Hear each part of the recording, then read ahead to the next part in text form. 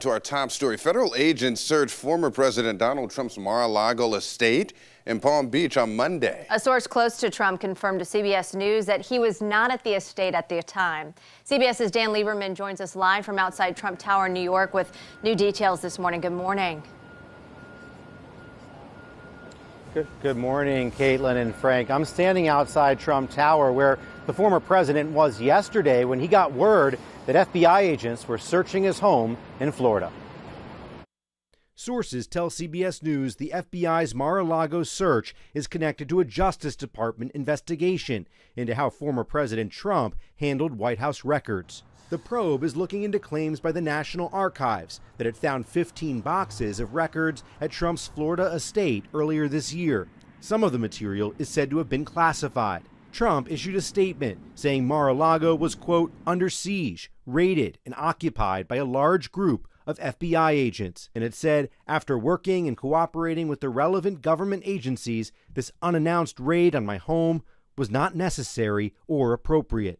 In the statement, Trump also said agents broke into his safe. What they need is probable cause that there was a federal crime that was committed and probable cause that the evidence of that crime is where they say it was, in this case at Mar-a-Lago. The former president was in New York at the time of Monday's FBI search. This video shows him leaving Trump Tower. This morning, the scene here outside the luxury Fifth Avenue building is relatively quiet.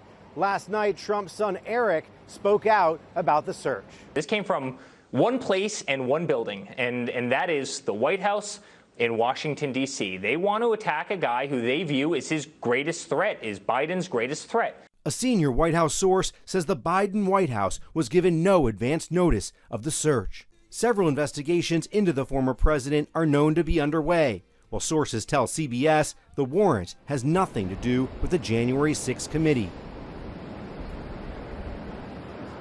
In February, the National Archives asked the Justice Department to investigate the former president regarding White House documents that weren't turned over.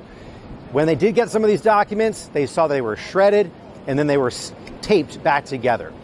Caitlin, Frank?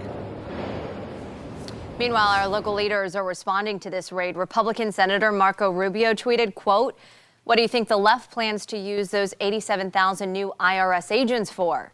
He's referring to the spending bill that passed the Senate Sunday that could create thousands of new IRS jobs to investigate high-income earners accused of tax fraud.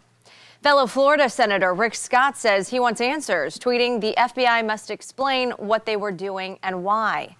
And Governor Ron DeSantis says the raid is a, quote, weaponization of federal agents against political opponents. And DeSantis' Democratic challengers for governor also responding to this. Congressman Charlie Crist said, in part, quote, "Healing and uniting our state and nation starts with respecting the rule of law." And Nikki Fried plans to hold a news conference today asking Governor DeSantis to, quote, support the rule of law and allow the Justice Department to do its job.